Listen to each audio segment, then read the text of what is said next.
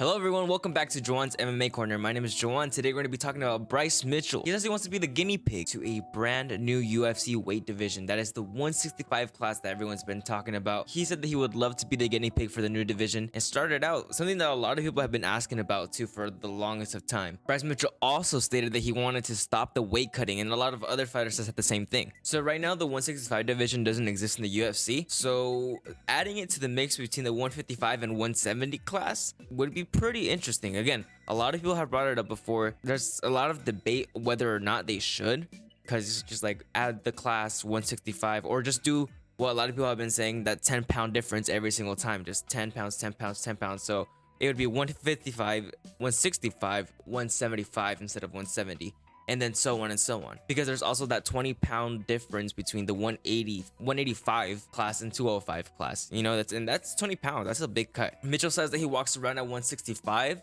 so that's just his natural weight, 165. So either way, he's either gonna have to bulk up or he's gonna have to cut down. And in his case, he cut down to featherweight, which is what, that's 25 or 20 pounds difference. It could be, those type of weight cuts can really leave some damage on somebody. They can be super dehydrated, and we're also going to get into that too because of the whole weight cutting situation. So he says he wants to start the brand new 165 class and be the first one to ever fight in the 165. So that would be, in boxing they would call that the super lightweight, which would be 165, and that's exactly where he wants to be. So that would be pretty interesting. But what he's saying is that they should also stop the weight cutting, which is also another interesting topic. Let's start with the 165 class. 10-pound difference. It's not really that hard. It's just, you know, you started off at 125, 135, 145, 155, 165, 70. One reason that the UFC might not be doing that 10-pound difference between every division is because, just like in boxing, it gets a little bit too saturated, and now there's not really that competitive nature and skill. That's what, at least what I've heard from different videos of why they stopped doing or why they didn't want to do the 165 class. I don't know if that's true or not, but that's what I've heard. That's what makes sense when they said it.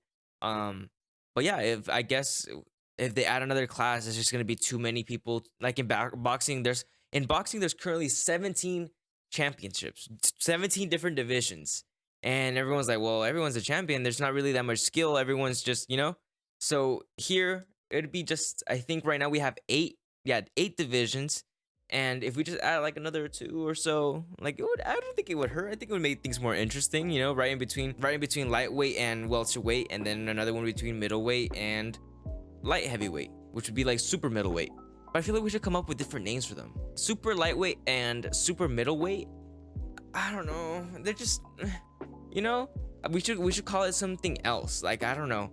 Comment down below what you guys think they should call those divisions, because I'm interested. Adding the super lightweight champion or division would be kind of interesting. There'd be so many more fights for us to watch. There can be a mixture of people who don't have to bulk up all the way to get to that. Like, for example, Dustin Poirier is a 155 fighter, a lightweight, and imagine him going against somebody like Kobe Covington, a super fight. You know, bring one guy from the division, bring one guy into the division and fight him right at the middle at their actual weight. Speaking of fighting at your actual weight cutting, and this is a problem that we've been seeing a lot more in the UFC, and a lot of fighters have brought it to attention. Joe Rogan has brought it to attention, and how they feel about weight cutting, and a lot of them have been saying that they should just stop weight cutting in general.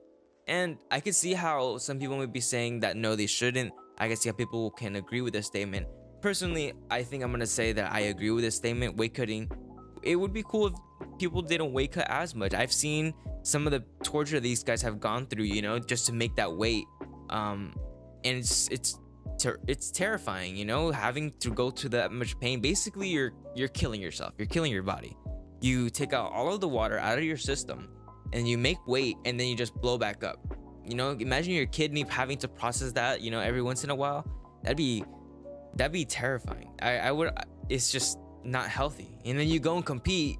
So basically, you're giving up your body in order to compete for the best of your sport. This is the best league of your sport. So when I say fighting in your actual weight, here's how it works. Someone can come and weigh in at like 170, right? Exactly on the dot. 170 they made weight perfect, but in that day we're on fight night, on the day right after the weigh-ins, they can weigh up to 195 plus. Kamaru Usman walks around at 205, around there, 195. You know, these are bigger guys fighting at 170. So imagine if one guy actually weighs 170 and fights against an actual 205er. Like, it's a big weight difference. And if we just eliminate the whole weight cutting in general and just have all these fighters hydrated, all these fighters healthy, I think that it would be more even. It's basically sanctioned cheating, is from what people have been calling it. Sanctioned cheating. So they're allowing you to cut down weight as much as you can to the lowest that you can in order to compete in this weight division and then bulk back up. You know, it can be a bigger guy fighting against a natural 175er.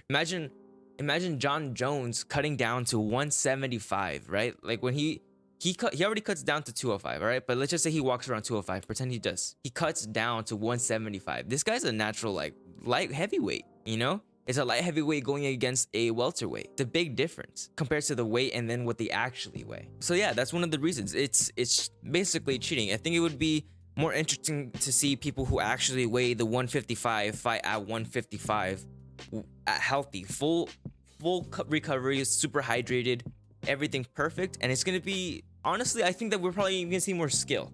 It's gonna be more skill based, not matchmaking, skill based fights, I guess you can say. And we're not really gonna have to rely on weight. And for a lot of people who say, oh, weight doesn't matter, I mean, size maybe doesn't matter. Sometimes it does, you know, but the weight as much, it does. You know, if you're bigger, if you're gonna take a punch from a 125er or take a punch from a 205er, which one would you rather take? Would you rather get hit in the face by John Jones or get hit in the face by Demetrius Johnson? Personally, I wouldn't get hit in the face by either of them. But if I was going to take a punch from somebody, I have to go with Demetrius Johnson. He'll knock my ass out, but I know it's going to hurt a lot less than John Jones because I don't want to take that hand to the face. But yeah, your body needs water in order to run. It's what makes your body your entire system circulate. So if you deplete yourself, you know, for 4 weeks out of the 10 weeks of fight camp or something, you know, those last 4 weeks are dedicated just to weight cutting. So you're there hauling your ass, you know, trying to freaking sweat as much as you can, get all of that water out, trying to drop weight as much as you can for that one moment on that scale. And then you have to go fight somebody for up to 15 rounds or even 25 rounds sometimes. You better be in shape and be as hydrated as you can on that fight night, because you're gonna be in pain.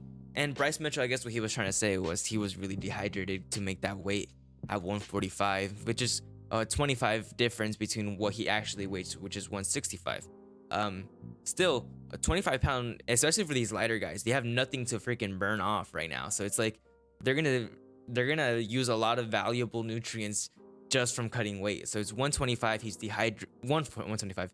So he's 145, he's dehydrated and has to go fight against this freaking elite beast like Ilya Topuria. I mean, the math works out, you know. That's a negative and a negative. It's not gonna come out positive. But yeah, the point is, it's a bad situation, and you do not want to go into a fight super dehydrated. Some people have even passed out on scales before, and it's terrifying just seeing them make the weight and then they just collapse right there in front of you. There's healthier ways to do it, and we've seen. I think One Championship is one of the ones that's really like stopping the whole weight cutting. I think they did, to be honest with you.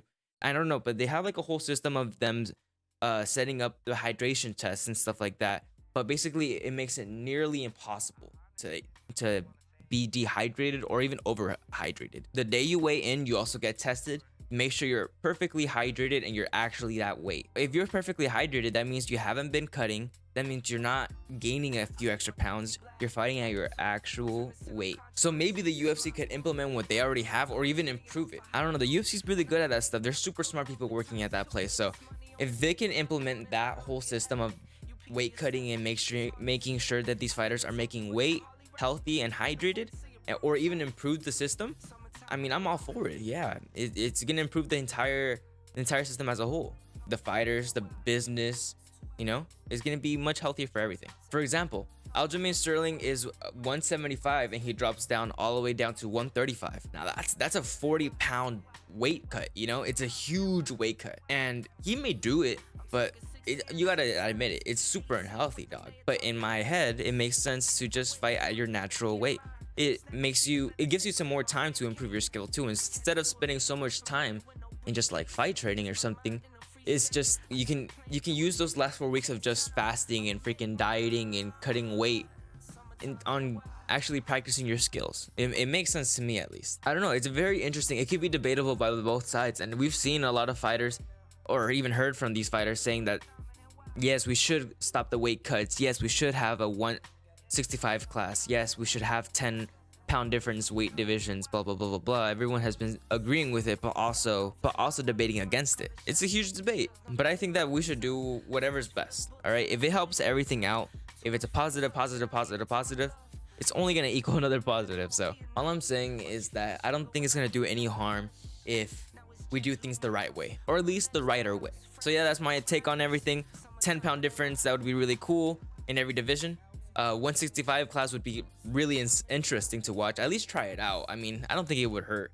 And about weight cutting, let's just stop it. You know, I feel like we can have a better system that's better for everything. So if you guys happen to enjoy, make sure to like and subscribe. Comment down below what you guys think. Do you guys think we should stop weight cutting? Do you guys think that there should be a 10-pound difference in every single division? Do you think there should be a 165 class? What do you think about what Bryce Mitchell had to say about everything? Let me know in the comments. I'm really interested to see what you guys think. I do read all of the comments that I get down there, and I'm always interested in starting a conversation or bringing something up in the next video. So yeah, feel free. That's what it's there for. I'll see you guys all in the next video.